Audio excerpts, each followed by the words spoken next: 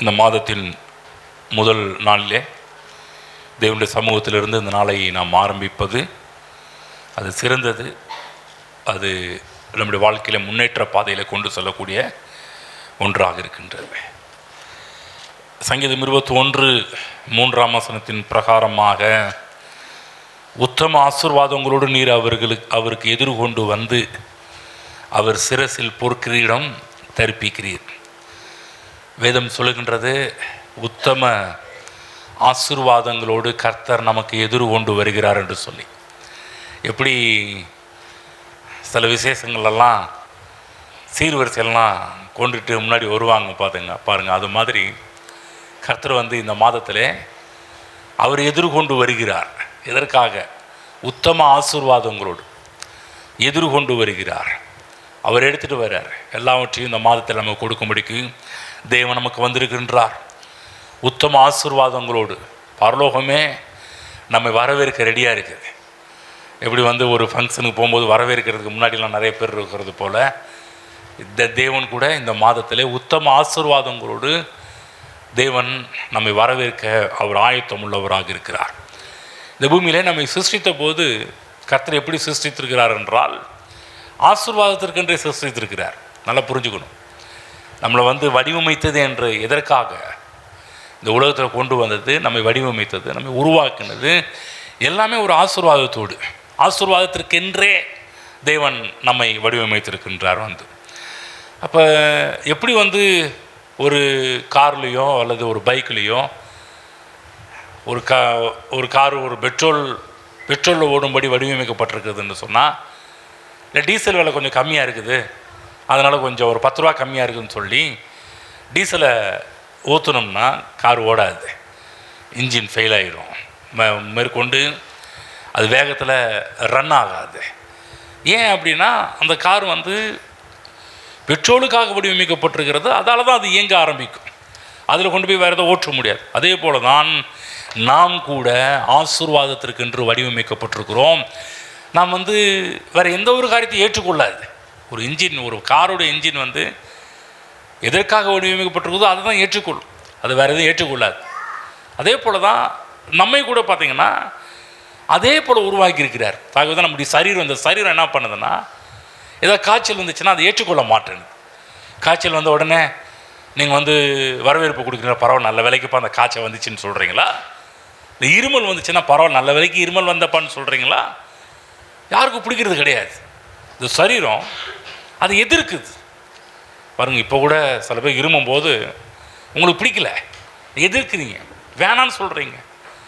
ஐயோ இது டிஸ்டர்ப் பண்ணுது, என்னை ஒரு ஷேம் பண்ணுது, என்னை ஒரு அவமானப்படுத்துது என்று தான் நம்ம சரீரம் விரும்புறது கிடையாது. இல்லை நல்லா இரும்பு, நல்லா சளியை சிந்தி போடு, நல்லா காய்ச்சல் வரட்டும், நல்ல தலைவலிக்கட்டும், எதையுமே பாருங்கள் அந்த உங்கள் சரீரம் ஏற்றுக்கொள்ளுதா? ஏற்றுக்கொள்கிறதே கிடையாது. எப்படியோ அது ஒரு விதத்தில் அவைகளை எதிர்த்தே ஆகின்றது. இந்த உலகத்தில் பாருங்கள், பிசாசுடைய தீய கிருமிகள் நிறைய செயல்பட்டு கொண்டிருக்குது. எதையுமே இந்த சரீரம் ஏற்றுக்கொள்ள மாட்டேன்னுது. என்ன பண்ணுது? எப்படியாவது அதை ஜெயிக்கணும், எதையாவது கஷாயத்தையாவது குடித்து தலைவலியை போக்கணும், இல்லை ஏதோ ஒரு மாத்திரை போட்டாவது தலைவலியை போக்கணும் அப்படின்னு சொல்லி தான் நம்ம இந்த சரீரம் இயங்குது, சரீரம் ஆசைப்படுது. ஏனென்றால் இந்த சரீரம் வியாதிக்காக, தரித்திரத்துக்காக, கஷ்டத்துக்காக உருவாக்கப்பட்டது இல்லை. உங்கள் சரீரமே சொல்லுது இதெல்லாம் எனக்குரியது கிடையாது, என்னை கர்த்தர் வடிவமைத்ததே என்னை ஆசீர்வாதத்திற்கு வடிவமைச்சிருக்கிறாரு.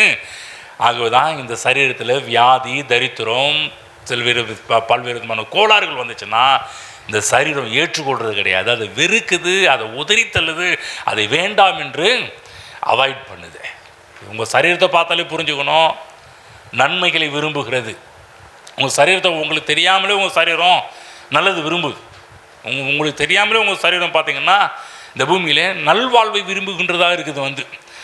ஆனால் என்ன பண்ணிட்டாங்க, ஒரு சில ஊழியக்காரங்க என்ன பண்ணிட்டாங்க, வியாதி மறைமுகமான கர்த்தருடைய ஆசீர்வாதம் என்று சொல்லி வச்சுட்டாங்க. இதுதான் பெரிய பிரச்சனையே. நம்ம எதை பிலீவ் பண்ணுறோம், எதை நம்புகிறோம், அது ரொம்ப முக்கியம். தப்பானதை நம்பிட்டோம்னா தப்பாக வாழ்க்கை போயிடும். சரியானதை நம்பணும். உங்கள் சரீரமே பாருங்கள், வேதத்தை நம்புதோ இல்லையோ, ஆனால் இந்த உலகத்துக்கு எல்லாரும் பார்த்திங்கன்னா இந்த உலகத்தில் இருக்கிற எல்லா வியாதியை விரும்பலை. யாராவது வியாதியை விரும்புகிறாங்களா? யாருமே விரும்புறது கிடையாது. இந்த உலகத்தில் வந்து சர்ச்சுக்கு வராத ஒரு ஆள்கிட்ட போய் கூட வியாதி விரும்புகிறீங்களா? கேட்டு பாருங்கள். இன்றைக்கி ஜிஹெச்சில் எவ்வளோ பேர் படுத்து கிடக்குறாங்க. நீங்களாம் விரும்பி வந்து படுக்கிறீங்களா? விரும்பி இந்த வந்து காய்ச்சல் ஏற்றுருக்கீங்களா? எல்லாருமே எதிர்த்து தான் எல்லா ஹாஸ்பிட்டலுக்கு போக ஆரம்பிக்கிறார்கள். அப்போ அவங்க சரீரமே சொல்லுது, இந்த சரீரம் வியாதிக்கென்று வடிவமைக்கப்பட்டதல்ல, இந்த சரீரம் சுகத்துக்கென்று வடிவமைக்கப்பட்டதாக இருக்கிறதுனால தான் இந்த உலகத்தில் எழும்புகின்ற எல்லா தீய கிருமிகளை எதிர்த்து நம்ம சரீரம் போராடுகின்றதாக இருக்கின்றது. ஆகவே மனுக்குலத்தை குறித்து தேவ திட்டத்தில் அவருடைய கால அட்டவணையிலே நம்முடைய வாழ்க்கையில் பிசாசுக்கும் அழிவுக்கும் இடம் இல்லை. கால அட்டவணையிலே தேவன் நமக்கென்று ஒரு கால அட்டவணை வச்சிருக்கிறார். ஒவ்வொருவருக்கும் நாட்களை கர்த்தர் வச்சிருக்கிறாரு. இந்த தேவன் 12 மாதங்களும் இந்த பூமியிலே நாம் நன்றாக இருக்க வேண்டும் என்பதுதான் கர்த்தருடைய திட்டமாக இருக்கிறது. சொல்லப்போனால் தேவனுடைய ஆசீர்வாதத்துக்கு 12 மாதமே போதில்லை, 12 மாதமே பத்தில். ஆமென். இன்னும் 12 மாதம் போதுமான்னு பார்த்தா இல்லை. இந்த அழிவு, நாசமோசங்கள் இது எல்லாமே தேவனுடைய திட்டத்தில் கிடையாது. ஆனால் இவைகள் எல்லாம் இடைச்சொறுகளுக்காக இருக்கின்றது. இடையில வந்துச்சு, விபத்து போல வந்தது. இந்த என்றைக்கு மனுக்குலம் வீழ்ச்சி அடைந்ததோ, என்றைக்கு மனுக்குலம் பாவத்தில் உள்ளே போய் தள்ளப்பட்டதோ, அன்றைக்கு தான் பார்த்தீங்கன்னா இதெல்லாம் உள்ளே வந்துச்சே ஒழிய தேவன் ஆதியிலே தேவன் உருவாக்கும் போது இவைகள் எல்லாம் இல்லை என்பதை மனதில் நன்றாக பதித்து கொள்ள வேண்டும். வியாதி, சாபம், தரித்திரம் எல்லாம் எப்போ உள்ளே வந்துச்சு? மனிதனுடைய பாவத்தின் மூலமாக தான் இந்த உலகத்தில் இடையில என்ட்ரானதை ஒழிய தேவன் ஆரம்பத்தில் வடிவமைக்கும் போது அப்படி யாரையும் வியாதியில் சாகணும், தரித்திரத்தில் சாகணும், ஏழையில் சாகணும், பிரச்சனையில் சாக வேண்டும் என்று கர்த்தர் வடிவமைக்கவில்லை. ஆமென். தெய்வ திட்டத்தில் இதெல்லாம் கிடையவே கிடையாது. ஏன் இதை சொல்கிறேன்னா, தேவன் ஒவ்வொரு நாளும் நமக்கு நன்மையை தான் வைத்திருக்கிறார் என்பதை காண்பிப்பதற்காக தான் சொல்கிறேன். ஏன்னா நம்முடைய வாழ்க்கையில் தேவனுடைய திட்டம், தேவனுடைய அட்டவணையில் நம்ம வந்து இந்த பிரச்சனையெல்லாம் அனுபவிப்பது கர்த்தருடைய திட்டம் கிடையாது. பிசாசு, அவனுடைய அழிவு, வியாதி எல்லாம் கல்வாரி சிலுவையிலே சரி செய்யப்பட்டு விட்டது. சரி செய்யப்பட்டு விட்டதோடு பார்த்திங்கன்னா பயணங்கள் முடிவது இல்லை. பாருங்கள், இப்போதைக்கு ஒரு உதாரணம் சொல்ல போனால், நீங்கள் எங்கேயோ ஒரு இடத்துல பிக்னிக் போகிறீங்க, ஏற்காடாக வச்சுக்கோங்க, இல்லை கொடைக்கானலை வச்சுக்கோங்க, இல்லை கொல்லிமலையோ இல்லை ஊட்டியோ ஏதோ ஒரு வச்சுருக்குங்க. கிளம்பி போயிட்டுருக்குறீங்க, இல்லை பிளானோட போகிறோம், முன்கூட்டியே பிளான் பண்ணிட்டோம், போகிறோம். இங்கே போன உடனே இதை பார்க்கணும், அதை பார்க்கணும். சில பேர்லாம் ஏதாவது பிக்னிக் போகிறதுக்கு முன்னாடி பார்த்தீங்கன்னா அவங்க முன்னாடியே நெட்டில் போய் எந்தெந்த இடத்தெல்லாம் என்ஜாய் பண்ணணும், எங்கெங்கெல்லாம் போகணும், எந்தெந்த இடத்தெல்லாம் பார்க்கணும்னு சொல்லி முன்கூட்டியே என்ன பண்ணுவாங்கன்னா முடிவு செய்வாங்க, தீர்மானம் பண்ணுவாங்க. கண்டிப்பாக இந்த இடத்துக்கு போகிறோம், கண்டிப்பாக பார்க்காம வந்துடக்கூடாது அப்படின்னு பிளான் பண்ணுவாங்க. பாருங்கள், இப்போ உதாரணத்துக்கு கொல்லிமலை போகிறோம்னு வச்சுக்கோங்களேன். அதெல்லாம் ஒரு பிக்னிக் ஏரியாவாங்க ஐயா, வேறு ஏரியாவே இல்லையே சார். ஒரு உதாரணம் சொல்கிறேன், சரி ஏற்காடு கூட வச்சுக்கோங்க. இப்போ கொல்லிமலையை வச்சுக்குவோம். போயிட்டுருக்குறோம், காரில் போயிட்டுருக்குறோம். காரில் போயிட்டுருக்கும்போது திடீர்னு சேந்தமங்கலம் வர்றப்ப டயர் பஞ்சராக போயிடுச்சு. என்ன பண்ணுறது? அப்படி விட்டுட்டு போக முடியுமா? ஏகப்பட்ட பிளானோட பண்ணியிருக்கிறோமே. இங்கேருந்து இத்தனை நாள் தங்கணும், இத்தனை நாள் என்ஜாய் பண்ணணும், இத்தனை நாள் பார்க்காத இடத்தெல்லாம் பார்த்துருன்னு சொல்லி பிளான் பண்ணி போகிறோம். சேந்தமங்கலத்தில் டயர் பஞ்சர் ஆயிடுச்சு. உடனே ஆண்டவர் தன்னுடைய குமாரன் இயேசு கிறிஸ்துவை இந்த உலகத்தில் அனுப்பி அந்த டயரை சரி பண்ணி திரும்ப என்ன பண்ணுறாருன்னா அனுப்புகிறாரு. பாருங்கள், இந்த டயர் பஞ்சரை ஒட்டின உடனே, பஞ்சர் சரியான உடனே அதோடு பயணங்கள் நின்று விடுவது இல்லை. நிறைய பேர் நினைக்கிறாங்கன்னா பஞ்சர் ஓட்டியாச்சு, இனிமேல் நம்ம என்ன பண்ணுவோம், திரும்ப ரிட்டர்ன் சேலத்துக்கு போயிடலான்னு வந்துடுவீங்களா? கிடையாது. யாரும் சேலத்துக்கு ரிட்டர்ன் வர்றது கிடையாது. ஏன்னா பஞ்சர் ஒட்டியாச்சு, இனிமேல் நீங்கள் இங்கே ரிட்டர்ன் வரதில்லை. நீங்கள் என்ன முடிவு செஞ்சுருக்கீங்க, என்ஜாய் பண்ணு போயிருக்கீங்களே, கிளம்பி எல்லாத்தையுமே போய் பார்த்துட்டு வரலாம். வண்டியை சரி செஞ்சது எதுக்கு? நீ திரும்ப சேலத்துக்கு வருவது கிடையாது. வண்டியை சரி செய்தது எதுக்குன்னா, உங்களுக்கு ஒரு பெரிய பயணங்கள் இருக்குதுப்பா, அந்த பயணங்கள் தொடரட்டும் என்பதற்காக தான் அந்த வண்டி டயர் பஞ்சர் ஒட்டப்பட்டிருக்குது. அப்போ தேவனுடைய கால அட்டவணையில் நமக்கு ஒரு அழகிய பிரயாணம் இருக்கின்றது, ஒரு அழகிய ஒரு தொடர் பயணம் இருக்கின்றது. நல்வாழ்வின் பயணம், சுகத்தின் பயணம், செழிப்பின் பயணம், வெற்றியின் பயணம். இப்படி பயணம் ஆரம்பிக்கும் போது தான் பாருங்கள், ஆரம்பத்தில் கர்த்தர் மனுஷன் உண்டாகும் போது பயணத்தை ஸ்டார்ட் பண்ணார். இடையில என்ன ஆச்சுன்னா ஒரு பஞ்சர் ஆயிடுச்சு. யார் பஞ்சர் பண்ணதுன்னு மாதம் பண்ணார், பெரிய பஞ்சர் பண்ணார், மனுக்குலமே வீழ்ந்து போகக்கூடிய அளவுக்கு பஞ்சர். அப்போ அந்த பஞ்சரை நிவர்த்தி ஆகிறதுக்கு தேவன் தன் குமாரன் இயேசு கிறிஸ்து இந்த உலகத்தில் அனுப்பி அந்த பஞ்சரையே ஒன்றும் இல்லாமல் ஆக்கிட்டார். பாவம் என்ற ஒரு காரியம் மிகப்பெரிய ஒரு தடையாக இருந்துச்சு. தேவன் வைத்திருக்கிற அந்த லக்கை அடைய முடியல, தேவன் வைத்திருக்கிற திட்டத்தை அடைய முடியல, தேவன் வைத்திருக்கிற அந்த வடிவமைப்பை நம்மால் பெற்றுக்கொள்ள முடியாமல் போச்சு. இயேசு கிறிஸ்துவை அனுப்பி தேவன் சரி செஞ்சுட்டு இப்போ சொல்கிறாரு, நிற்காதப்பா, தொடர்ந்து தைரியமாக பண்ணி போகலாம் அப்படின்றார். அது மட்டும் இல்லை, நீ இந்த பிரயாணத்தை மேற்கோ தைரியமாக, உன் டயர் இனிமேல் உனக்கு ஒன்றுமே ஆகாதுன்னு மட்டும் இல்லை, கூட ஒருத்தரையும் அனுப்பியிருக்கிறார், பரிசுத்த ஆவியானவர். அவர் சொல்கிறாரு, இவர் பிரயாணத்தை அழகாக்குவார், உன் பிரயாணத்தை சூப்பராக்குவார். நான் உன்னை திக்கற்றவனாக விடேன், நான் உன்னை தனியாக விடலை. இந்த பிரயாணத்தில், ஆவிக்குரிய பிரயாணத்தில், வெற்றியின் பிரயாணத்தில், செழிப்பின் பிரயாணத்தில், சுகத்தின் பிரயாணத்தில் பஞ்சரை சரி பண்ணிட்டேன். இனிமேல் கார் நல்லா போகும், நீ பிரயாணத்தை அனுபவிக்கலாம். அது மட்டும் இல்லை, இனிமேல் எந்த டிஸ்டர்ப் ஏற்பட்டால் கூட கூடவே ஒருத்தரை தேவன் அனுப்பியிருக்கிறாரு. அவர் யார்? பரிசுத்த ஆவியானவர். அவர் அனுப்பியிருக்கிறதுனால நான் சொல்கிறேன், இந்த பிரயாணத்தில் திரும்ப ஒரு ஆக்சிடெண்ட்டை பார்க்க முடியாது, திரும்ப ஒரு பிரச்சனையை பார்க்க முடியாது. அப்போ தேவ கால அட்டவணையில் நம்முடைய வாழ்க்கையில் நல்லா புரிஞ்சுக்கணும், ஆசீர்வாதம் மட்டுமே திட்டமிடப்பட்டிருக்கிறது. அங்கே வியாதிக்கு இடம் இல்லை, வறுமைக்கு இடம் கிடையாது, பிசாசுக்கு இடமே கிடையாது. ஆனால் என்ன பண்ணிட்டாங்க, துரதிருஷ்டவசமாக ஊழியக்காரங்க ரெண்டுத்தையும் ரெண்டுத்தையும் கலந்து பேசிட்டாங்க. வந்து அதில் கர்த்தர் வந்து வியாதியும் கொடுப்பாரு, கர்த்தர் தரித்திரத்தையும் கொண்டு போவார்.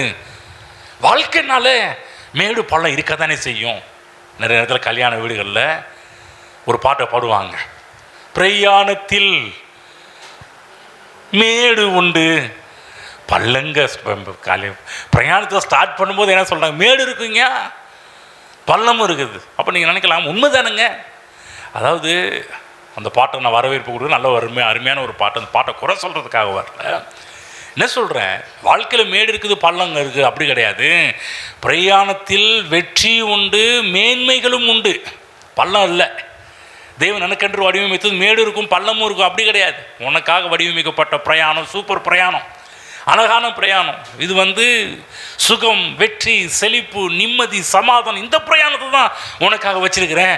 மேடும் இருக்குது பள்ளமும் இருக்குது அப்படி கிடையாது. அன்றைக்கு நேரத்தில் பாருங்கள், பிசாசு என்ன பண்ணிட்டான், மனித உபதேசங்களோடு நம்முடைய உபதேசத்தை கலந்து விட்டான் பாருங்கள். ஆகதான் பாருங்கள், ஆசீர்வாதத்தில் ஒரு காரியத்தை என்னன்னா, பிசாசு தன்னை காட்டிக்கொள்கிறான். என்ன சொல்லிட்டாங்கன்னா, நல்லது இல்லைன்னு சொல்லலை, அவன் என்ன நல்லது இல்லைன்னு சொல்லலை, அவன் என்ன சொல்கிறான், நல்லது இருக்கும், கெட்டதும், ஒருவேளை கெட்டதும் நடந்தாலும் நடக்கும். அவன் நல்லது இல்லைன்னு சொல்லலை, நல்லதும் நடக்கும், கெட்டதும் நடக்கும் சொல்லிட்டாங்க இல்லையா. நன்மைக்குள்ள ஒரு தீமையை கடவுள் வந்து வச்சிருக்கிறாரு, தீமைக்குள்ள ஒரு நன்மையை வச்சிருக்கிறாரு. இப்படி தான் பாருங்கள், கலந்து பேசி இன்னைக்கு ஊழியக்காரங்க என்ன பண்ணுறாங்க, ஏங்க இந்த தீமைக்குள்ளே ஒரு நல்லது இருக்குதுங்க, இந்த கஷ்டத்துலேயும் ஒரு நல்லது இருக்குதுங்க, இந்த பிரச்சனைக்குள்ளே ஒரு நல்லது இருக்குதுங்க, ஏன் இந்த பிரச்சனையை அனுபவிடும், அந்த பிரச்சனைக்குள்ளே ஒரு நல்லது அதான் பாருங்க அப்படின்னு சொல்லிட்டு நம்முடைய கவனத்தெல்லாம் எப்படி பிசாசு கொண்டு போயிட்டான், இப்படி கொண்டு போயிட்டான். நான் உங்களுக்கு சொல்கிற தேவ பிள்ளைகளே, தேவனுடைய திட்டத்தில் தேவன் சொல்கிறாரு, பா என் திட்டத்தில் தீமையை நீ பார்க்க முடியாது, என் திட்டத்தில் வியாதியை பார்க்க முடியாது, என் திட்டத்தில் தரித்திரத்தையும் வறுமையும் பார்க்க முடியாது, என் திட்டத்தில் ஃபெயிலியரை உன் வாழ்க்கையில் நீ பார்க்க முடியாது. யாக்கோபு சொல்கிறாரு, நன்மையான எந்த ஈவும் பூர்ணமான எந்த வரமும் பரத்திலிருந்து உண்டாகி ஜோதிகளின் பிதாவினிடத்திலிருந்து இறங்கி வருகிறது, அவரிடத்தில் யாதொரு வேற்றுமை நிழலும் மாறுபாடும் இல்லைன்னு சொல்கிறாரு. என்ன சொல்கிறாருன்னா, மாறுதல்னா ரெண்டும் கலந்து வராது அப்படின்றார். நல்லது வரும், ஞாயிற்றுக்கிழமை நல்லது வரும், திங்கக்கிழமை சனிக்கிழமை வரும், உனக்கு கெட்டது வரும் என்று சொல்லி தேவன் அப்படி சொல்லலை. நான் சொல்கிறேன், இந்த மாதம் 28 தேதிகளிலும் நன்மையும் வரும் தீமையும் வரும்னு சொல்லி உங்களுக்கு சொல்லலை. இந்த மாதத்தில் நான் சொல்கிறேன், நன்மைகள் மட்டும்தான் உங்களை தொடர்ந்து வரும், கிருபை மட்டும்தான் உங்களை தொடர்ந்து வரும். வந்து ஆகவே நன்மை மட்டுமே. ஒரு காரியம் சொல்கிறேன் பாருங்கள், தேவன் வந்து இந்த நம்முடைய கால அட்டவணை கூட அழகாக வடிவமைக்கிறார் பாருங்கள். உங்களுக்கு தெரியுங்களா, இன்றைக்கி ஒரு பெரிய ஒரு ஆச்சரியம் சொல்ல போகிறேன். ஏன் தெரியுங்களா, பிப்ரவரி இருக்கிற 28, நம்ம எல்லா மாதமும் 30 தேதி வருது, 31 தேதி வருது. ஆனால் யோசிச்சு பார்த்தீங்களா, பிப்ரவரி மாதம் மட்டும் 28 தேதி தான் வருது. எனக்காவது யோசிச்சு பார்த்துருக்கீங்களா? ஏன் இந்த மாதம் மட்டும் 28 தேதி வருதுன்னு, அதாவது லீஃப் ஆண்டுன்னு சொல்லிட்டு 5 வருஷத்துக்கு ஒரு முறை என்ன பண்ணணும் கேலண்டரில், பிப்ரவரி மாதத்தில் 29 தேதி வரும். ஆனால் ஒரு தேதி ஏன் குறையுதுன்னு பார்த்துறீங்களா? எல்லா மாதமும் 30 வருது, 31. அதாவது ஒரு மாதம் 30 இருந்துச்சுன்னா அடுத்த அது ஜனவரி மாதம் 31 இருந்துச்சுன்னா இந்த மாதம் என்ன வரும்? 30 வரும். அதுதான் கணக்கு. ஆனால் பார்த்தீங்கன்னா 28, சரி பரவாயில்ல, லீஃப் ஆண்டு 1. ஆனால் இன்னும் ஒரு நாள் ஏன் குறையுது? எதுக்காக குறைஞ்சிச்சுன்னா, இதுக்கும் பைபிளுக்கும் சம்மந்தம் இருக்குது. இதுக்கும் பிப்ரவரி 28க்கும் பைபிளுக்கும் சம்மந்தம் இருக்குது. போவோம், யோபு புஸ்தகம் போவோம். நம்மளால் என்ன பண்ணிட்டாரு அந்த நாட்களில், அன்னைக்கு யோபுனுடைய வார்த்தையை கேட்டு, யோபுனுடைய சத்தத்தை கேட்டு, யோபு சொன்ன வார்த்தைகளை கேட்டு தேவன் என்ன பண்ணிட்டாருன்னா, நம்ம கேலண்டர்லேயே அந்த நாள் கூட வரக்கூடாதுன்னு அவாய்ட் பண்ணிட்டார், எடுத்துட்டாரு பாருங்க. 3ஆம் அதிகாரத்தை இருப்பீங்க, 2லிருந்து 6 வசனங்கள். அன்னைக்கு ஒருத்தர் என்ன பண்ணுறாரு, யோபு, நான் பிறந்த நாளும் ஒரு ஆண் பிள்ளை உற்பத்தி ஆயிற்று என்று சொல்லப்பட்ட ராத்திரியும் அழிவதாக. ஹலோ, பிறந்த நாள் அழிவதாக என்ன சொல்கிறாரு? தப்பாக பேசுகிறார். ஒரு நாள் என்ன சொல்கிறார்? நான் பிறந்த நாளும் ஒரு ஆண் பிள்ளை உற்பத்தி ஆயிற்று என்று சொல்லப்பட்ட ராத்திரியும் அழிவதாக, அந்த நாள் அந்தகாரப்படுவதாக. தேவன் உயரத்திலிருந்து அதை விசாரியாமலும், ஒளி அதன் மேல் பிரகாசியாமலும், அந்தகாரமும் மரண இருளும் அதை கரைப்படுத்தி மப்பு அதை மூடி, மந்தார நாளின் பயங்கரங்கள் அதை அருக்களிப்பாக்குவதாக, அந்த ராத்திரி அந்தகாரம் பிடிப்பதாக, வருஷத்தின் நாட்களில் அது சந்தோஷப்படுகிற நாளாயிராமல் மாதங்களின் கணக்கில் அது வராமலும் போவதாக. புரிஞ்சிச்சா? மாதங்களின் கணக்கில் அது. ஒரு மனுஷன் சபிச்சாரு பாருங்க, கர்த்தர் பார்த்தாரு, இந்த மாதத்தை கணக்கில் கொண்டு வராதப்பா. நான் சின்ன வயசில் பாருங்க, பைபிள் படித்த காலகட்டத்தில் நானும் இவர் கூட சேர்ந்து நானும் என்னால் சபிக்க ஆரம்பித்தேன். என் பர்த்டே வந்தாலே பார்த்தீங்கன்னா ரொம்ப ஃபீலிங்காக இருக்கும். எதுக்கு தான் அந்த பிறந்தநாள் வருது தெரில. உடனே நான் என்னப்பா யோபு கூட சேர்ந்து நானும் பாருங்கள் அவர் கூட சேர்ந்து ஹம்மிங் பண்ணிட்டு இருப்பேன். அவர் கூட சேர்ந்து ஜால்ரா தட்டிட்டு இருக்கிற மாதிரி, போ என்னால் இப்படி போவதா அப்படி போவதாக. அப்புறமேட்டா தெரிஞ்சிச்சு, எதுக்காக கர்த்தர் இந்த நாட்களில் பிப்ரவரி மாதத்தில் ஒரு நாள் குறைச்சார்னா, அன்றைக்கி ஒரு மனுஷன் சபிச்சிருக்கிறாரு பாருங்க. அந்த நாளை சொல்கிறாரு, மாதங்களின் கணக்கில் அது வராமலும். அப்போ சொன்னார்ல, இப்போ என்ன சொல்லிட்டாரு, ஒருத்தர் சபிச்சான் பார்த்தியா, அந்த நாள் கூட உன் கணக்கில் வரக்கூடாது. பிப்ரவரி மாதம் வந்தாலே புரிஞ்சுக்கணும், பிப்ரவரி மாதம் நமக்கு ஒரு காரியத்தை காமிக்குது. அன்னைக்கு சபிச்ச அந்த நாளை நம்முடைய கணக்கிலே, மாதத்தின் கணக்கிலே வராத அளவுக்கு தேவன் அழிச்சிட்டார். ஹலோ, ஆச்சரியமாக இருக்குதா? இப்போ புரிஞ்சுக்கிச்சா? ஏன் பிப்ரவரி மாதத்தில் 28, 29 நாள் மட்டும்தான்? ஏன் அந்த ஒரு நாள் எங்கே போச்சு? அந்த ஒரு நாள் எங்கே போச்சுன்னா, நான் சொல்கிறேன், தேவ திட்டத்தில் உனக்கு ஆசீர்வாதம் மட்டும்தான். அவர் சபிச்சார் பாருங்க, அந்த மாதத்தை ஒரு நாள் வரக்கூடாதுன்னு, அந்த மாதத்தில் ஒரு நாள் சபிச்சார்ல, அந்த நாள் கூட ஒரு நாளில் வந்துடக்கூடாதுன்னு கர்த்தர் எவ்வளோ பிளான் பண்ணி. என்னைக்காவது பிப்ரவரி 21 யோசிச்சு பார்த்தீங்க, ஒரு நாள் கட்டாச்சின்னு யோசிச்சு பார்த்துருக்கீங்களா? அதுக்கும் நம்முடைய வாழ்க்கைக்கும் ரொம்ப சம்பந்தம் இருக்கிறது. ஆமென். ஏன் நம்ம நாட்கள், நம்முடைய வாழ்நாட்களில் சாபமே வரக்கூடாது என்பதற்காக தான் தேவன் இப்படிப்பட்ட காரியத்தை தேவன் செய்திருக்கிறார்.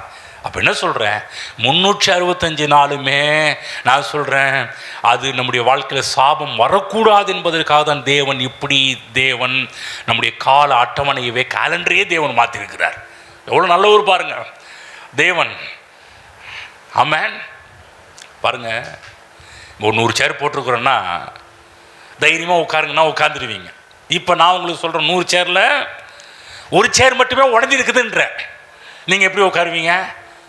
அதாவது ஒரு சேர்னு கரெக்டாக சொல்லாமல், இப்போ உங்களுக்கு சொல்கிறேன், இந்த 100 சேர் போட்டிருக்குறேங்க, இதில் ஒரு சேர் உடஞ்சிருக்குது, பார்த்து உட்காருங்கன்னு சொல்கிறீங்க. எல்லோரும் எப்படி உட்காருவீங்க? எல்லாருமே பாருங்கள், எல்லா சேர்லையுமே எல்லாரும் உட்காரும்போது எப்படி தான் உட்காருவீங்க? நம்ம சேர் உடஞ்சிருக்கா, செக் பண்ணிக்கலாம், இவர் வேறு உடஞ்சிருக்குன்றாரு, பார்த்து உட்காருங்கன்றாரு, கீழே விழுந்துட்டா அவ்வளோ அது இது அடிபட்டுருன்னு சொல்கிறாரு. அப்போ என்ன பண்ணுவோம், எல்லாருமே இந்த சேரை செக் பண்ணுவோம் இல்லையா? உங்களுக்கு புரியுதா புரியலீங்களா? அதே போல் தான் பாருங்க, ஒரு சேர் ரிப்பேர் ஆகலைங்க, அத்தனை சேர் ஸ்ட்ராங்காக இருக்குது, உட்காருங்கன்னா தைரியமாக உட்காருவீங்க. அதே போல் சொல்கிறேன், தேவன் 364 நாளை சரியாகிட்டு ஒரு நாள் கொஞ்சம் வச்சிருக்கிறேன்னா அந்த 365 நாட்களுமே நீங்கள் ஒரு நாள் இங்கே பார்க்க மாட்டீங்க. ஒரு இன்னைக்கு பிரச்சனை இருக்குமா, நாளைக்கு பிரச்சனை இருக்குமா, ஒரு இந்த நாளா அந்த நாளா, அப்படி ஆயிருமா இப்படி ஆயிருமா. நான் வந்து பிசாசனை பண்ணிட்டேன், இப்படி சாபத்தையும் உள்ளே கொண்டு வந்து மக்கள் மத்தியில் கொண்டு வந்து நமக்கு 365 நாளும் எதுப்பா அந்த சேர் உடஞ்ச நாள், எந்த சேர் உடஞ்சிருக்கு, நம்ம எப்படி எல்லா சேர்லையுமே பயத்தில் உட்காருமோ அதே போல தான் நாட்களும் 365 நாட்களும் நம்ம வந்து பயத்திலையும் கலக்கத்தில் வாழ்ந்துட்டு இருக்கிறோம். நான் சொல்கிறேன், தேவன் நமக்காக 365 நாட்களுமே, இந்த வருடத்தின் 365 நாட்களுமே கர்த்தர் நித்தமும் உன்னை நடத்தி மகா வறட்சியான காலங்களிலும் உன் எலும்புகளை நினமுள்ளதாக்கி, உன் ஆத்துமாவை திருப்தியாக்கி, உன் எலும்புகளை நினமுள்ளதாக்குகிறார். ஆகையால் நீ நீர்ப்பாய்ச்சலான தோட்டத்தை போலவும் வற்றாத நீரூற்றை போலவும் இருப்பீர்கள். அப்போ நல்லா புரிஞ்சுக்கணும், 365 நாளுமே என் லைன் கிளியர், என் லைன் சூப்பராக இருக்குது. சில சொல்லுவாங்க வறட்சி நாட்கள், நமக்கு இல்லை வறட்சி நாட்கள், அது துன்மார்க்கனுக்கு. நமக்கு என்ன, நித்தமும் நடத்துறதுக்கு ஒருத்தர் இருக்கிறார். அவங்க பிள்ளைங்க போகும்போது, தேவனுடைய பிள்ளைங்க நம்ம வாழ்க்கையில் போகும்போது தேவன் விரும்புகிற ஒரு காரியம், ஸ்பீட் பிரேக்கரே இருக்கக்கூடாதுப்பா. சொல்லுங்கள், ஸ்பீட் பிரேக்கரே உங்களுக்கு இருக்காது. இப்போ டிரைவர் வண்டி ஓட்டுறவங்களுக்கு பார்த்தீங்கன்னா, கார் பைக்கெலாம் ஓட்டுறவங்களுக்கு இன்னும் ஒரு பெரிய பிரச்சனைனா, இன்றைக்கி ஏன் மக்கள் ஹைவேஸ் விரும்புகிறாங்கன்னா, எங்கே லோக்கலில் போனால் அவ்வளோ ஸ்பீட் பிரேக் ஏறி இறங்கணுங்க. கர்த்தர் சொல்கிறாரு, உன் லைஃப்பில் ஸ்பீட் பிரேக்கரே இருக்கக்கூடாது, பிரேக்கே இருக்கக்கூடாது, போயிட்டே இருக்கணும். வந்து உங்கள் பிரயாணம் எந்த இடத்துலையும் தங்கு தடையின்றி நீங்கள் நின்றக்கூடாதுன்றதுக்காக தேவன் அப்படி வடிவமைச்சிருக்கிறார். ஆகதான் கடவுள் நம்மளை இப்போ எங்கே கொண்டு போய் வச்சுட்டார்னா, உயிர்த்தெழுதலின் சாயலோடு நம்மளை இணைக்க வச்சுட்டார். வந்து பைபிள் போடப்பட்டது, அவருடைய மரணத்தின் சாயல் இணைக்கப்பட்டது போல தேவன் நம்மை அவருடைய உயிர்த்தெழுதலின் சாயலையும் வச்சுட்டார். உயிர்த்தெழுதலின் சாயல் சாதாரணமானது கிடையாது, ஆச்சரியமானது. அப்போ சிலுவை நமக்கு காண்பிக்கணும் ஒரு காரியம் என்னென்னா, உன் வாழ்க்கையில் எல்லாவற்றுக்கும் நான் முற்றுப்புள்ளி வச்சுட்டேன். உன் பலவீனம், உன் தரித்திரம், உன்னுடைய வியாதி, மரணம் எல்லாமே கல்வாரி சிலுவையில் அழிக்கப்பட்டாயிற்று மட்டும் இல்லை. இப்போ என்னை கர்த்தர் எப்படி வச்சிருக்கிறார்னா, மரணத்தின் சாயலோடு நான் இணைக்கப்பட்டவனு கிடையாது, தேவனுடைய இயேசு கிறிஸ்துவின் உயிர்த்தெழுதலின் சாயலோடு இணைக்கப்பட்டிருக்கிறேன். உயிர்த்தெழுதலின் சாயல் என்பது என்ன? அந்த இடத்துல பார்த்தீங்கன்னா இயங்காத உறுப்புகள்லாம் இயங்க ஆரம்பிச்சிடும், செயல்படாத எல்லா உறுப்புகளும் செயல்பட ஆரம்பிச்சிடும். எந்த வல்லமையில்? உயிர்த்தெழுதலின் வல்லமையிலே. அவதான் சிலுவையிலே தேவன் கொன்று போட்டார். பலவீனம், வியாதி, தரித்திரம், சாபம் எல்லாவற்றையுமே, மரணம் எல்லாவற்றையுமே சிலுவையிலே கர்த்தராகிய இயேசு கிறிஸ்து கொன்று போட்டுட்டார். கொன்று போட்டார்னா என்னன்னா, இனிமேல் நீங்கள் பார்க்க முடியாதுன்னு அர்த்தம். பாருங்கள், இந்திரா காந்தியை கொண்டு போட்டாங்க, ராஜீவ் காந்தியை கொண்டு போட்டாங்க, என்ன அர்த்தம்? இனிமேல் நீங்கள் அவங்கள பார்க்க முடியாது, அவங்க ஃபோட்டோவை பார்க்கலாம். அதே போல தான் நான் சொல்கிறேன், சிலுவையிலே தேவனாகிய கிறிஸ்து நமக்கு விரோதமாக இருந்த எல்லா காரியத்தையும் கொண்டு போட்டுட்டாரு. இனிமேல் நம்ம அவைகளை பார்க்க முடியாது. ஆகவே தான் யாத்திராகமம் 14:13 இப்போ தான் வாக்குத்தத்தத்தை ஆரம்பிக்கிறேன், எடுத்துக்கங்க. அப்போ இவன் நேரம் சொன்னது இல்லை, இப்போ தான் ஸ்டார்ட் பண்ணுறேன். யாத்திராகமம் 14:13 நாம் எல்லாரும் சேர்ந்து படிப்போம். அப்பொழுது மோசே ஜனங்களை நோக்கி, பயப்படாதிருங்கள், நீங்கள் நின்று கொண்டு இன்றைக்கு கர்த்தர் உங்களுக்கு செய்யும் ரட்சிப்பை பாருங்கள். இன்றைக்கு நீங்கள் காண்கிற எகிப்தியரை இனி என்றைக்கும் காண மாட்டீர்கள். மோசே ஜனங்களை நோக்கி, பயப்படாதிருங்கள், நீங்கள் நின்று கொண்டு கர்த்தர் உங்களுக்கு செய்யும் ரட்சிப்பை பாருங்கள். இன்றைக்கு நீங்கள் காண்கிற எகிப்தியரை இனி என்றைக்கும் காண மாட்டீர்கள். கர்த்தர் சொல்றாரு, பயப்படாத, நீ பயப்படாமல் இந்த மாதத்தில் பயப்படாமல் இந்த மாதத்தில் காலடி எடுத்து வை. நீ கண்ட எகிப்தியனை நீ இனிமேல் என்றைக்குமே காண மாட்டாய். ஆகவே புதிய மாதத்தில் புதிய ஆசீர்வாதங்களை தான் நீங்கள் பார்க்க போகிறீர்கள். இந்த புதிய மாதத்தை நுழைவுக்கு முன்னாடி இந்த மாதத்தினுடைய மகத்துவம் என்ன என்பதை புரிஞ்சுக்கணும். கர்த்தர் இல்லைங்க, இந்த ஞாயிற்றுக்கிழமைகளாம் கர்த்தர் ஆசீர்வதிச்சிருக்கிறாரு, சனிக்கிழமையில் திங்கக்கிழமை சனிக்கிழமையில் ஏதோ பிரச்சனை வரதாங்க செய்யும், அப்படி இல்லை. 28 நாட்களுமே ஆசீர்வாதம் தான், 365 நாட்களுமே ஆசீர்வாதம் தான். ஜீவனுள்ள நாளெல்லாம் நன்மையும் கிருபையும் நம்மை தொடர்ந்து வரும். இந்த மாதத்தில் தேவன் இப்படிப்பட்ட காரியத்தை செய்கிறதுனால நமக்கென்று வைத்திருக்கிற நாம் பார்த்திராத ஆசீர்வாதங்களை பார்ப்போம். பார்த்திராத, நம்ம கேட்டிராத, கண்டிராத, இதுவரை கேட்டிராத வெளிப்பாடுகள் உருவாவதை நீங்கள் பார்க்க ஆரம்பிப்பீர்கள். இதுவரை நீங்கள் அனுபவித்திராத அபிஷேகம் பெற்றுக்கொள்வதை நீங்கள் பார்ப்பீங்க. ஆமென். இந்த அபிஷேகம் வாழ்க்கையில் எதுவும் செயல்பட்டது கிடையாதுங்க, இந்த மாதத்தில் செயல்படுதுங்க.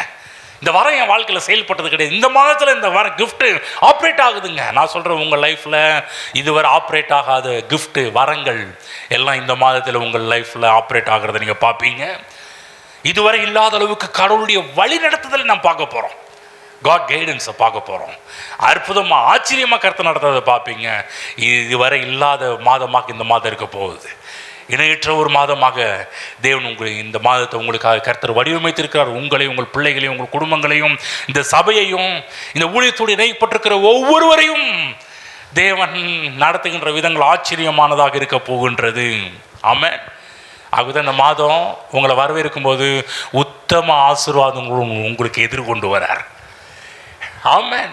ஒவ்வொரு தடவையும் அப்படிதான் கர்த்தர் உத்தம ஆசீர்வாதத்தோடு உங்களை எதிர்கொண்டு வராருன்னா என்னன்னா, ஆசீர்வாதத்தை கொடுத்து உங்களை பைபிளை போட இந்த தகப்பன் மகனை பார்த்தோன்னையும் ஓடி போய் ஆசீர்வாதத்தெல்லாம் பொழிந்தது போல நான் சொல்ல ஒவ்வொரு நாளும் உத்தம ஆசீர்வாதத்தோடு தேவன் எதிர்கொண்டு வராரு. ஆமென்.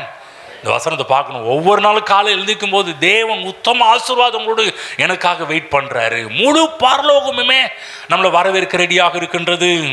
தூதர்கள் நம்மை வரவேற்க ரெடியாக இருக்கிறாங்க. என்னது? உத்தம ஆசீர்வாதங்களோடு இதுவரை அனுபவித்திராத இணையற்ற ஆசீர்வாதங்கள் நமக்கு முன்பாக வருகிறதை நீங்கள் பார்க்க ஆரம்பிப்பீர்கள். எப்படி செங்கடல்ல பார்வோனையும் பார்வோனுடைய சேனைகளையும் அழித்தது கொன்றது போல கல்வாரி சிலுவையில் கூட கர்த்தராகிய இயேசு கிறிஸ்து நமக்காக எல்லாவற்றையும் செய்து முடித்து விட்டார். ஆகவேதான் சொன்னார், இனி எகிப்தியரை நீ பார்க்க மாட்டேன், ஏன்னா முடிஞ்சிருச்சு. அதே போல கல்வாரி சிலுவையிலையும் பாவத்தின் மூலமாக ஏற்பட்ட சாபம், மரணம், வியாதி, தரித்திரம் எல்லாம் முடிவடைந்து விட்டது. பாருங்க, அந்த கல்லறைக்கு போகும்போது ஒரு காரியம் சொல்லுவாங்க, நீங்க கடைசியா ஒரு டைம் பார்த்துருங்க. ஏன் கடைசியா ஒரு டைம் முகத்தை பார்க்காதவங்க பார்த்துட்டு போங்கன்னு சொல்றாங்க? எதுக்காக? இனிமேல் நீங்க அவங்கள பார்க்க மாட்டீங்க அப்படின்றதுக்காக தான். அதே தேவன் சொல்றாரு, இன்று கண்ட எகிப்தியனை, பிரச்சனையை, கஷ்டத்தை, பேய் கோளாறுகளை, மந்திரங்களை இனிமேல் நீ பார்ப்பது கிடையாது. ஆமென். வியாதியிலிருந்து மருத்துவர் உங்களை விடுதலையாக்கினால் உங்களை விடுதலை ஆவீர்கள். ஆனால் பைபிளில் போடப்பட்டிருக்குது, குமாரன் உங்களை விடுதலையாக்கினால் விடுதலை ஆவீர்கள் என்று கிடையாது, மெய்யாகவே விடுதலை ஆவீர்கள்.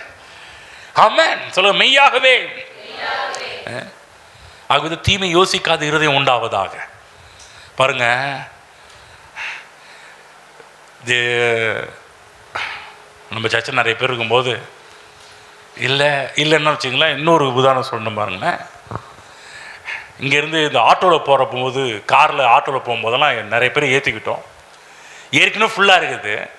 இப்போ இன்னொருத்தர் கேட்குறேன், ஏங்க நான் ஏறிட்டோம், ஏங்க ஏற்கனவே ஃபுல்லாக இருக்குது, எப்படிங்க உங்களை ஏற்ற முடியும்? இல்லைங்க, கொஞ்சமாவது அட்ஜஸ்ட் பண்ணி. எப்படி அட்ஜஸ்ட் பண்ணுறதுக்கு வாய்ப்பே கிடையாது, ஏற்கனவே ஃபுல்லாக இருக்குது, இனிமேல் உங்களை ஏற்ற முடியாது, கொஞ்சம் அமைதியாக இருங்க.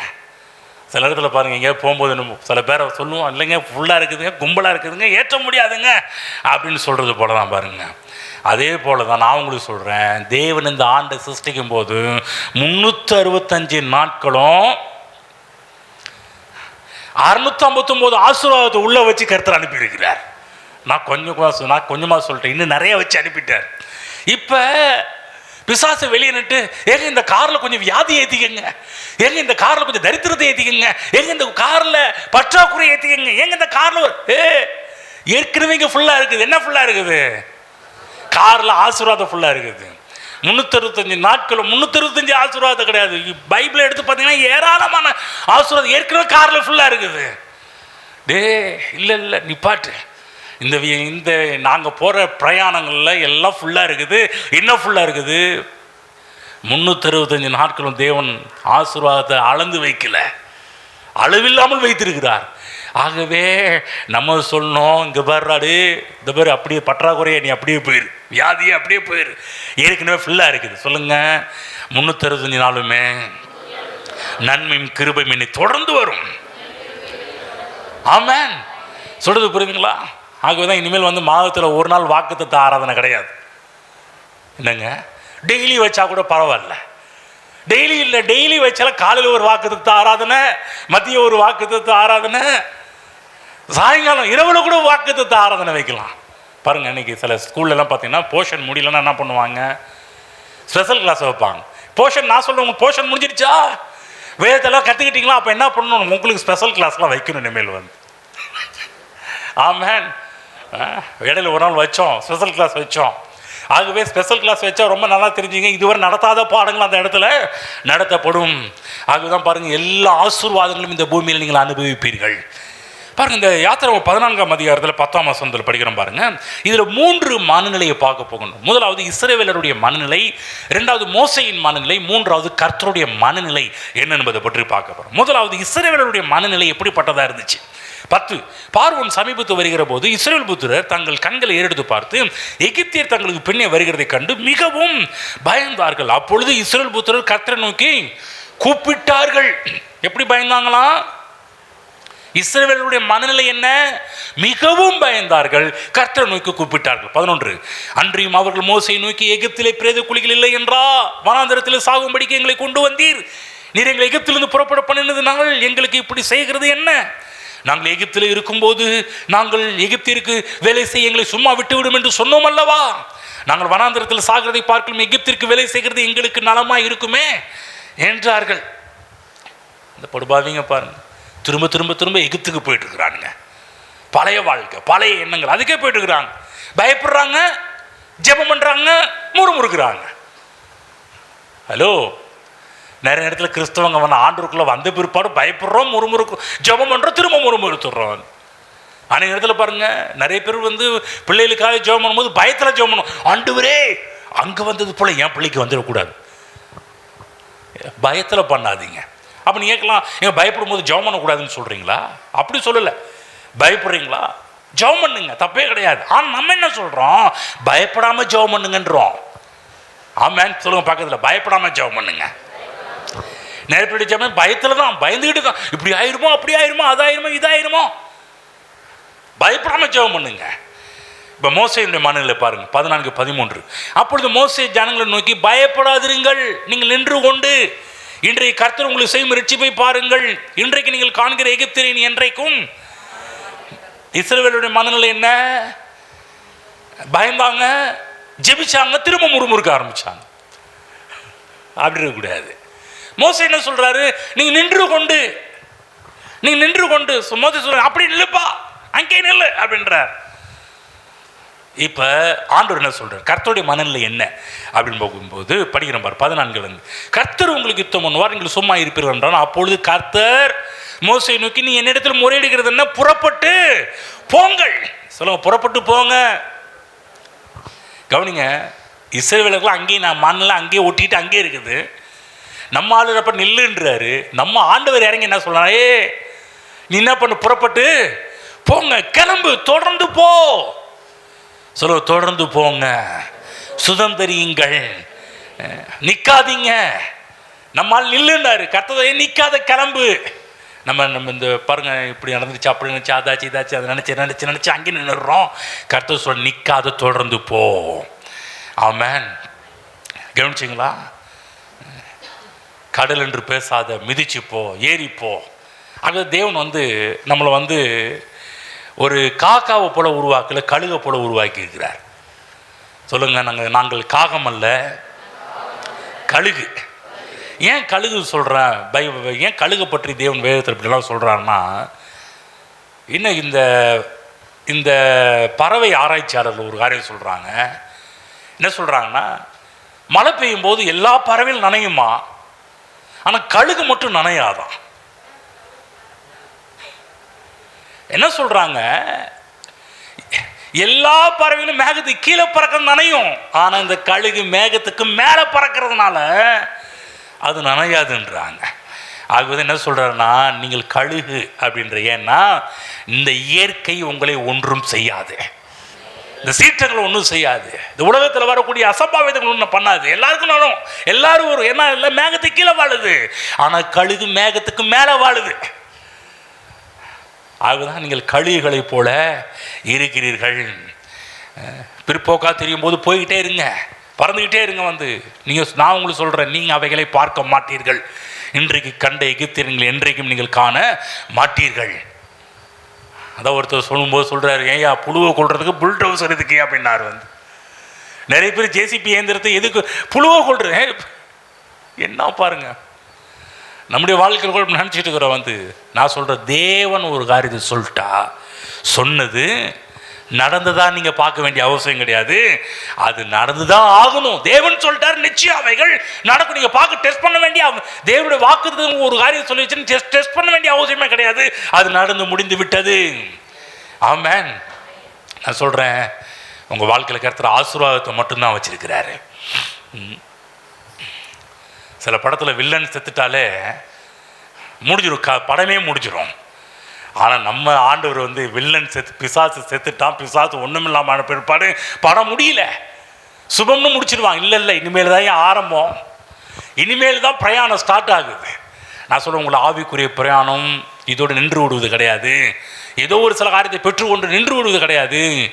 இனிமேல் தான் உங்கள் வாழ்க்கையில் செழிப்பையும் முன்னேற்றத்தையும் பார்ப்பீர்கள். இன்று கண்ட எகிப்தை நீங்கள் என்றும் காண மாட்டீர்கள். பார்வோன் இறந்துட்டான், அவன் சேனை போயிடுச்சு. கல்வாரி சிலுவையில் கர்த்தராகிய இயேசு கிறிஸ்து எல்லாம் செஞ்சு முடிச்சிட்டாரு. அதோட அவ்வளோதானா? சப்ஜெக்ட் க்ளோஸா? முடிஞ்சிருச்சா வாழ்க்கை? இல்லை, இனிமேல் தான் ஆரம்பம். சொல்ல, இனிமேல் தான். நான் சொல்ல, இனிமேல் நீங்கள் கண்டிராத, பார்த்திராத, கேட்டிராத எல்லா நன்மைகளையும் பார்க்க ஆரம்பிப்பீர்கள். ஏனென்றால் நீங்கள் இதுவரை மரணத்தின் சாயலோடு இருந்தீங்க, இப்போ நீங்கள் மரணத்தின் சாயலோடு இணைக்கப்படவில்லை, உயிர்த்தெழுதலின் சாயலோடு இணைக்கப்பட்டிருக்கிறீர்கள். எல்லாரும் சொல்லுங்க, நான் உயிர்த்தெழுதலின் சாயலோடு இணைக்கப்பட்டிருக்கிறேன். இப்ப நம்ம சாயல், அன்றைக்கு இயேசு கிறிஸ்து கலிலேய கடற்கரை ஓரமா நடந்து போனார்களே, அந்த இயேசு கிறிஸ்துவின் சாயல் அல்ல. கப்பர் நகுமில் நடந்து போனாரே, அந்த இயேசு கிறிஸ்துடைய சாயல் அல்ல. யோர்தான் நதிக்கரை ஓரம் நடந்து போனாரே, அந்த இயேசு கிறிஸ்துவின் சாயல் அல்ல. இப்ப எந்த சாயல்? உயிர்த்தெழுந்தாரு பாருங்க, அந்த உயிர்த்தெழுந்தவருடைய சாயலை பெற்றவர்களாக இருக்கிறோம். எருசலேமில் நடந்த அந்த இயேசு கிறிஸ்துவின் சாயல் அல்ல, உயிர்த்தெழுது இயேசு கிறிஸ்துவின் சாயலை உடையவர்களாக இருக்கிறோம். அதுதான் பவுல் சொல்றாரு, இனிமேல் இவரையும் நாங்கள் மாம்சத்தில் அறியோம்னு சொல்லிட்டார். ஏனென்றால் உயிர்த்தெழுதின் சாயலோடு இணைக்கப்பட்டிருக்கிறோம். உயிர்த்தெழுதின் பைபிளில் 1 யோவான் 4:17 சொல்லப்பட்டிருக்கிறது. பிற்காலத்தில் யோவான் தன்னுடைய நிருபத்தை எழுதும்போது எவ்வளோ பெரிய வெளிப்பாட்டோடு எழுதியிருக்கிறார் பாருங்க. 4:17 நான் படிக்கின்றேன்.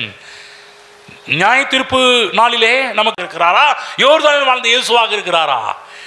உயிர்த்தெழுந்த இயேசுவா இருக்கிறார். ஆகதான் நான் சொல்றேன், இன்றைக்கு நீங்கள் உயிர்த்தெழுதலின் சாயலோடு இணைக்கப்பட்டிருக்கிறீர்கள். அவர் இருக்கிற பிரகாரமாக நீங்கள் இருக்கிறீர்கள். ஆகவேதான் பவுல் ஒரு இடத்துல சொல்றாரு, ஆகவே பூமிக்குரியவைகளை நாடாமல் மேலானவைகளையே நாடுங்கள், கழுக போல மேலே பறக்க ஆரம்பியுங்கள். ஆகவே நல்ல தேவன் நமக்கு வைத்திருக்கிற 365 நாளுமே நன்மையின் நாட்கள், கிருபையின் நாட்கள், தயவின் நாட்கள், 25 நாட்கள். ஒரு நாள் கூட கர்த்தர் நமக்காக தீமையை ரெடி பண்ணி வைக்கல. ஏப்பா 360 நாளும் சில பேர் சொல்லுவாங்க, 360 நாள் பிரியாணியே சாப்பிட்டு வந்து எப்படி ஒரு நாள் ரசசோறு சாப்பிட வேணாமான்னு கேட்பாங்க. இல்லை 365 நாளும் தேவனுடைய திட்டத்தில் பிரியாணி தான். என்னங்க உங்களுக்கு வேணாங்களா? வேணாலும் விட்டுருங்க, நான் சாப்பிட்டுக்கிறேன். உங்களுக்கு எதெல்லாம் வேணான்னு அதெல்லாம் என் பக்கம் அனுப்பிடுங்க. ஹலோ, எழுந்து நில்லுங்க. 360 நாளுமே நன்மைகளை நாம் சாப்பிட வேண்டும் என்று விரும்புகிறார், நல்ல வாழ்க்கை வாழ வேண்டும் என்று விரும்புகிறார். ஆகுதான் நமக்கு விரோதமாக இருந்த எல்லா காரியத்தையும் கர்த்தர் சிலுவையில் ஒன்றும் இல்லாமல் ஆக்கிவிட்டார். இன்று காண்கிற எகிப்தை நீங்கள் என்றும் காண மாட்டீர்கள். தீமைக்கும் வியாதிக்கும் தரித்திரத்துக்கும் பிரச்சனைக்கும் காரணமாக இருந்த பிசாசு அழிக்கப்பட்டு விட்டான். அவனுடைய செயல்கள் எல்லாம் முற்றிலும் பறிக்கப்பட்டு விட்டது. இப்போ டம்மி பீஸாவை அவனால் இப்போ உங்களை ஒன்றும் பண்ண முடியாது. இன்று காண்கிற எகிப்து நீங்கள் என்றே காண மாட்டீர்கள். ஆகவே இஸ்ரவேலருடைய மண்ணினை போல பயந்து அப்புறம் ஜெபம் மட்டும் முறுமுறுத்துட்டு அப்படி இல்லாமல் மோசையை போல நிலுன்னு சொல்லி அதையும் கேட்காம தேவன் சொல்கிறார், புறப்பட்டு போங்கள், தொடருங்கள். கிறிஸ்துவ பிரயாணம் நின்று விடுறது கிடையாது. அவர் ஸ்டார்ட் பண்ணும்போது சொன்னேன், இந்த பிரயாணத்தை ஸ்டார்ட் பண்ணி கொஞ்சம் ஸ்டக் ஆச்சு, ஆனாலும் ஸ்டக்கை எடுத்து விட்டு கர்த்தரை எப்படி திரும்ப பிரயாணத்தை ஸ்டார்ட் பண்ணுற மாதிரி உங்கள் ஆவிக்குரிய பிரயாணத்தை ஸ்டார்ட் பண்ணுங்க. ஆமென்.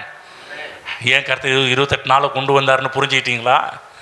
ஒரு நாளை கர்த்தர் லெஸ் பண்ணார். எதுக்காக? ஆனால் யோபு ஒருத்தன் ஒரு நாளை பார்த்து சபித்தான், ஏன் நாள் இப்படி. கர்த்தர் சொல்ல, அந்த நாள் கூட உன் லைஃப்பில் வரக்கூடாது. ஆமென். தேவன் எவ்வளோ அக்கறையாக இருக்கிறாரு. நான் நல்ல மனதில் பார்த்து யாராவது இடையில வந்து இல்லைங்க நல்லதும் நடக்கும் கெட்டதும் நடக்கலாம், இல்லை அதெல்லாம் சகஜம்பா அப்படின்வாங்க. அதெல்லாம் இயற்கை. அதெல்லாம் நான் சொல்லி இந்த உலகத்தில் லாஜிக்காக பேசுகிற எல்லாரும் அப்படி தான் பேசுவாங்க. ஏங்க நல்லதும் நடந்தால் கெட்டதும் நடக்குங்க. என்ன சொல்லுவாங்க, நீங்கள் சிரிக்கிறீங்களா, சிரிங்க. ஏன் தெரியுமா சிரிக்கிறீங்க, நாளைக்கு நீங்கள் அழுவீங்க. ஏங்க அது லாஜிக்காக உலகத்தில் சொல்கிற டாபிக்ங்க. அது கொண்டு போய் நான் சொல்கிறேன், 365 நாட்களுமே நன்மை மட்டுமே. ஆமென். பிசாசு என்னைய கொஞ்சம் ஏற்றிக்க, எங்கே பாரு ஏற்க ஃபுல்லாக இருக்குது, வழியே இல்லை. ஆனால் இப்படி தான் பாருங்கள், கேரளில் ஒரு டைம் பாஸ்கர் பிரதர், பாஸ்டர் இனிமேல் ஏற்றினா டயர் பஞ்சர் ஆகிடும், கீழே இறக்கி விடுங்க அப்படின்னாரு. வந்து இனிமேல் ஏற்ற கூடாது, ஏற்றிட்டிங்கன்னா டயர் இதாகிடும், அவ்வளோதான். இதில் இவ்வளோ பேர் தான் ஏற்ற முடியும், அதுக்கு மேலே ஏற்றுனா அவங்க அதில் இருக்கிறதுனால கரெக்டாக சொல்கிறாங்க. புரியுது, அவங்க தெரியும். இனிமேல் ஏற்றினா நான் நவுத்த முடியாதுங்க, ஏன்னா இடையில போச்சுன்னா பஞ்சர் ஆச்சுன்னா நீங்கள். நான் சொல்கிறேன் 360 நாள் கர்த்தர் லோட் பண்ணியிருக்கிறேன். எங்கே லோட் பண்ணியிருக்கிறாரு? நன்மை, கிருபை, இது தொடர்ந்து வரும், ஆசீர்வாதம். ஆகவே யாராவது சொன்னாங்க, இல்லைங்க உங்கள் வாழ்க்கையில் கர்த்தர் இது வச்சுக்க பாரு, அது கிடையாது. நன்மையான என் தெய்வம், பூர்ணமான எல்லா வாரமும் எனக்காக தேவன் ரெடி பண்ணுறது. என் லைஃப்பில் என் கால அட்டவணையில் தேவன் எனக்கென்று வைத்ததில்லை. தீமை கிடையாது, நன்மை மட்டுமே. ஹல்லேலூயா. கர்த்தர் கொடுத்த வார்த்தைகளுக்கு நன்றி செலுத்துவோம். நன்றி ஆண்டவர், இன்றைக்கு என்னோடு பேசுனது, எங்களோடு பேசுனதுக்கு நன்றி செலுத்துவோம். எங்கள் கண்களை திறந்திருக்க நன்றி செலுத்துகிறோம். ஹல்லேலூயா, ஹல்லேலூயா, ஹல்லேலூயா. நன்றி ஆண்டவரே. இந்த மாதத்தில் நாங்கள் காலடி எடுத்து வைக்கும்போது ஆண்டவரே, நன்மைகளை மட்டும் நினைத்து, ஆசீர்வாதங்களை மட்டும் நினைத்து, ஆண்டவரே கலப்படமாக இல்லாமல், கர்த்தர் இப்படி பண்ணுவார் அப்படி பண்ணுவார் அப்படி இல்லாமல், நீர் நன்மைக்கு மட்டும் தான் காரணர், கர்த்தர் நல்லவர், அவரை துதியுங்கள், அவர் கிருபை என்றும் உள்ளது என்று சொல்லி எங்கள் பழைய ஏற்பாட்டு காலத்தில் சொன்ன பக்தர்கள் சொன்ன ஆண்டவர் அந்த காரியத்தை பிடித்துக் கொள்கிறோம். நீர் நன்மைக்கு காரணர், நீர் தீமைக்கு காரணர் அல்ல. ஹல்லேலூயா. ஸ்தோத்திரம் ஆண்டவர், நன்றி செலுத்துகிறோம் ஆண்டவரே, இயேசுவின் நாமத்தில் பிதாவே, ஆமென். இந்த மாதத்தை திருவிருந்தோடு ஆரம்பிக்க போகிறோம். எப்படி வாக்குத்தத்தங்களை தேவனை கொடுத்தாரோ நீங்கள் பிடிச்சிக்கங்க. இந்த காரியத்தை மனதில் அப்படியே போட்டு பேசிக்கிட்டு இருங்க, நினச்சிக்கிட்டு இருங்க. நான் சும்மா பாருங்கள், எவ்வளோ மணிக்கணக்காக பேசுகிறதெல்லாம் அப்படியே ஷார்ட் பண்ணி சுருக்கி உங்கள்கிட்ட சொல்லியிருக்கிறேன். நீங்கள் இதை யோசித்து பார்த்தா இன்னும் நிறைய விஷயங்கள் உள்ளே போயிட்டே இருக்கும். நான் சொல்கிறேன், இந்த கல்வாரி சிலுவை எதை காமிக்குதுன்னா, நீ பாத்தியல்ல எகிப்தியன், அவன் முடிவு கட்டிவிட்டேன். இனிமேல் நீ அதை நினச்சிக்கிட்டு இருக்காத. பிரச்சனையும் கஷ்டத்தையும், இந்த எகிப்தியன் கொண்டு வந்த ஒடுக்குதலையும், எகிப்தியன் கொண்டு வந்த கண்ணீரையும், எகிப்தியன் கொண்டு வந்த பலுவையும் பாரங்களையும் நினச்சிட்டு இருக்காது. அதுக்கு முடிவு கட்டி விட்டார் கர்த்தர் கல்வாரி சிலுவையில். அது நினைப்பூட்டுறது தான் திருவிருந்து. ஆமென். ஒருவரும் சீரா ஒளியினில் வாசம் செய்திடும் எங்கள் தேவனே, மனிதருள் யாரும் கண்டிரா மகிமை உடையவர் எங்கள் தேவனே, நீரே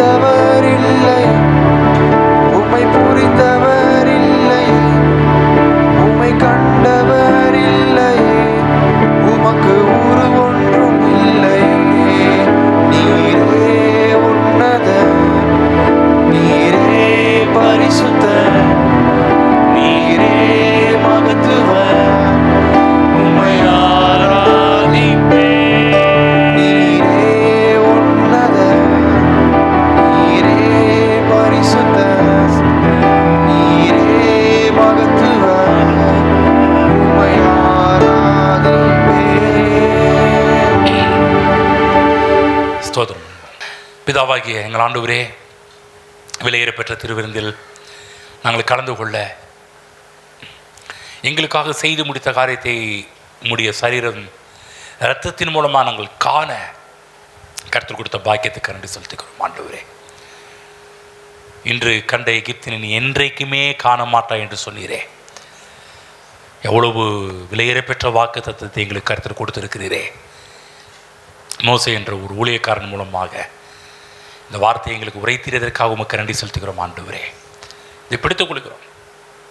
ஹல்லேலூயா. நம்முடைய பிள்ளைகள் ஒவ்வொருடைய இந்த மாதத்தை பிரயாணம் பண்ண இருக்கின்ற, இந்த மாதத்திலிருந்து ஒவ்வொரு நாட்களையும் பிரயாணம் பண்ண இருக்கின்ற நம்முடைய பிள்ளைகளை ஆஸ்வதிக்கின்ற, எல்லாம் நின்று விடுவது கிடையாது, எல்லாம் தொடருகின்ற ஒன்று. ஆசீர்வாதங்கள் தொடருகின்ற ஒன்று, நன்மை தொடருகின்ற ஒன்று, கிருபை தொடருகின்ற ஒன்று. நம்முடைய பிள்ளைகளுக்கு நன்மையும் தீமையும் கலந்து வைக்கவில்லை, நன்மையை மட்டுமே வைத்திருக்கிறீர் என்பதை நம்முடைய பிள்ளைகள் தங்கள் வாழ்நாட்களில் பார்க்கட்டும். நீ எதற்காக வடிவமைக்கப்பட்டீரோ அந்த வடிவமைப்பை நோக்கி நம்முடைய பிள்ளைகள் செல்லட்டும் கர்த்தாவே. ஹல்லேலூயா. நம்முடைய பிள்ளைகளுடைய கையின் பிரயாசங்கள், குடும்ப வாழ்வு, பொருளாதார வாழ்வு, நம்முடைய பிள்ளைகளுடைய வேலைகள், பிஸ்னஸில் நம்முடைய பிள்ளைகள் கைட்டு சென்ற எல்லா காரியத்திலும் மிகப்பெரிய ஒரு பொருளாதார ஒரு வளர்ச்சியை நம்முடைய பிள்ளைகள் தங்கள் வாழ்க்கையில் பார்க்கட்டும். சுகம் என்று வரும்போது ஒரு அளவில்லாத, இதுவரை நம்முடைய பிள்ளைகளுக்கு பார்த்திராத சுகத்தையும் பலத்தையும் நம்முடைய பிள்ளைகள் தங்கள் சரீரத்தில் அதிகமாக அனுபவிக்கட்டும் என்று ஜெபிக்கிறேன், ஆசீர்வதிக்கின்றேன். இதுவரை இனம் புரியாத ஒரு சமாதானம் நம்முடைய பிள்ளைகளை ஆளுகை செய்வதாக. இதுவரை அவங்க பார்த்திராத சமாதானம், கண்டிராத சமாதானம், அதை அனுபவிக்கட்டும் ஆண்டவரே.